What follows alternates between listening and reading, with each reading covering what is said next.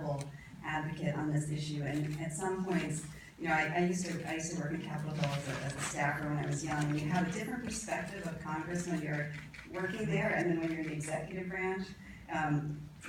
I think here, Senator Reid has been incredibly important in our sort of focusing on this issue of FGM and prodding us. He had GAO do an assessment of what the government was doing on this issue. So everybody scurries around and tries to get the answers. That was tremendously helpful, Senator. So I really want to thank you very much for that leadership. It's made a huge difference, and honestly, we wouldn't be where we are if you hadn't done that. So thank you so much. I'd also really like to thank the organizers, Shelby and Jaha, both of whom I've worked with before. It's so nice to see them both here. It's almost hard to believe that this is the first U.S. Civil Society Summit on FGMC. And because after all, I'm going to quote Prime Minister Trudeau, who said, "It is 2016, right? It's kind of shocking that it's taking us so long to get this done." We need to be on top of this issue, and there are many others that are just like it, that hold back the progress on women and girls that we're advocating for so aggressively around the world. The fact is that this summit is the first of its kind, speaks to some of the challenges we're facing tackling this issue. In the communities where the problem occurs around the world, silence is too often deafening. As I've seen firsthand in the many countries I've traveled to over the last few years, and this group knows better than most how difficult it is to break that silence. Yet we have seen some progress, and that's because of people like Jaha and people like Shelby and like the rest of you who've taken interest in it. So on behalf of the United States, I'd like to thank the many groups, particularly the survivors, who have worked tirelessly to end this practice both here and around the world. I'm here today to say one thing, and that's to please keep it up. You are making a difference through your work. Policymakers are paying attention, as I said, and other survivors are finding the support and the community that they need to have the courage to come out and talk about this. The silence is slowly receding. It's receding in Egypt, where local theater performances are using humor to spark conversations among families and communities. It's receding in Indonesia, where universities are researching the practice to make policy recommendations.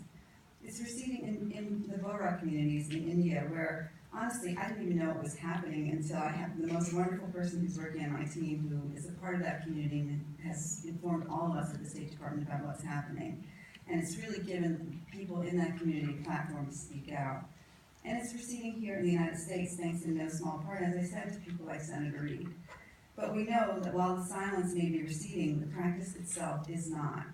In the past year, UNICEF's estimate of how many women and girls have undergone this practice jumped from 70 million to 200 million, which was obviously shocking to everybody who saw those numbers. And that was a result of huge swaths of places where we didn't know it was happening, primarily in Indonesia. And that news comes despite the documented declines in high prevalence countries like Egypt. So we are up against population growth and other factors that are increasing the number of women and girls who are at risk. That's a sort of sobering reality that should give everyone a sense of urgency in addressing this work. The UNICEF report also changed the map that we would look at. We were no longer talking about a handful of regions. We're talking about countries on almost every continent now, including the United States. Now more than ever, this is an issue that needs our attention. That's why the United States has made it a part of our foreign policy, and it's also why we are proud to be part of a global movement to respond and prevent FGMC. Of course, we are deeply committed to the Sustainable Development Goals, including the targets on FGMC, and our policy framework is strong. I think we've worked hard to make sure that the U.S. strategy on gender-based violence that Nancy mentioned, that President Obama signed in 2012, included FGMC as a form of violence against women. And how should It you makes make money and what? clear that FGMC is a harmful practice that requires a multi-sector response, one that includes community-led responses, a change in social norms, and importantly, political community leadership. Or the percentages? FGMC is also addressed in the first ever U.S. strategy on adolescent girls, which we issued, the Secretary issued it last year, and we're very proud of it. It's a really strong, solid document, and if you haven't seen it, I would encourage you to take a look at it on the State Department website.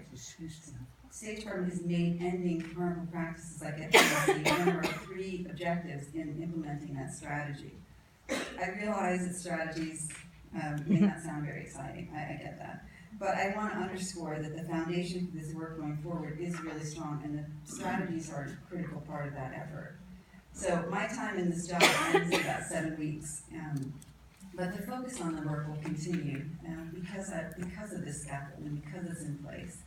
The policies I just mentioned from the foundation form the foundation of incredible commitment on the part of the United States. And around the world, we've built on that foundation through diplomacy, through programming, and through partnerships. I'm going to highlight just a few of those this morning so you know what we're working on. I have a colleague, Arsalan Sunwan, who serves as a U.S. Special Envoy to the Organization of Islamic Cooperation, and she's helped to lead the State Department's efforts to engage religious leaders on this issue, which is absolutely critical.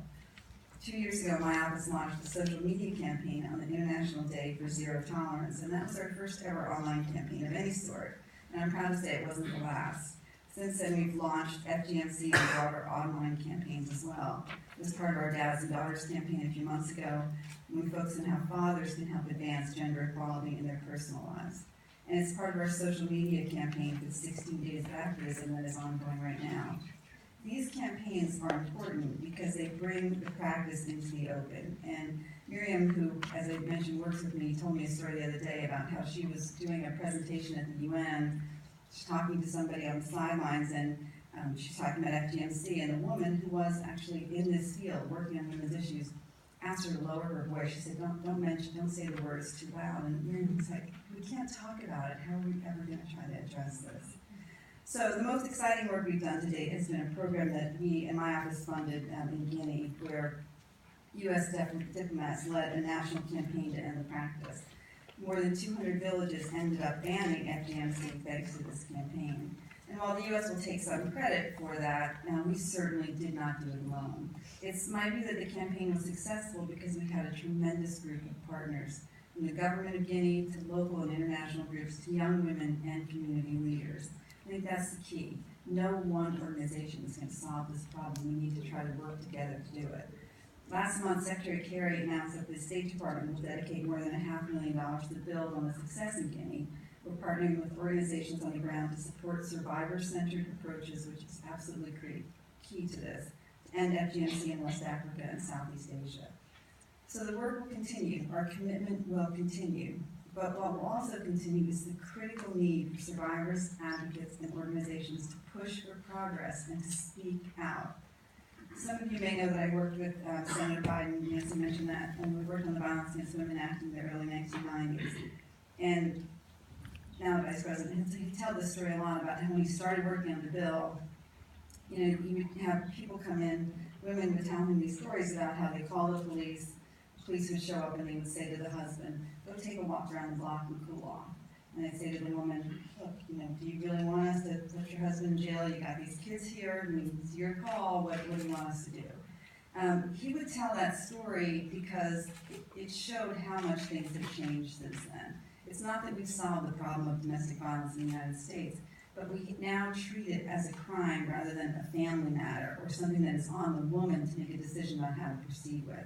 When I travel around the world, most countries will still have that conversation with me. This is a family matter. You don't understand. We value families. And I'm like, all right, well, we value families too, but that doesn't mean that the wife gets to be battered, right? That's not acceptable. So I think that what this shows is that you can change the social norms. You can change the way society views an issue, but it takes a lot of work. It takes changing the laws, making sure the laws are in good shape. It takes training police and prosecutors and judges. And it takes working with men and boys, with families, so that they understand exactly what's going on. I think that the lesson for us is that it's possible. And I think that is critical to our goals for FGMC as well. There's no question here that social change is badly needed in this area. And while it will take time, no question about that, certainly more time than any of us would like, it is possible, and we can't lose heart about that. The president likes to quote Dr. Martin Luther King. I love this image as well about the arc of the moral universe being long, but bending towards justice. That bend, it just doesn't happen on its own. It happens because of people like each of you here who cares about something and is willing to do something about it. So I would just ask, please, keep pushing, hold the administration accountable, do as Senator Reid did, and make things uncomfortable for us and for the people who follow me. play the long game and think of the girls who will face this every day around the world, who will continue to face it unless we can stop this horrible practice. Keep standing up for the survivors and for those who are at risk. You know, you can be the reason that change becomes a reality and that FGMC becomes history. So thank you very much. I really appreciate it.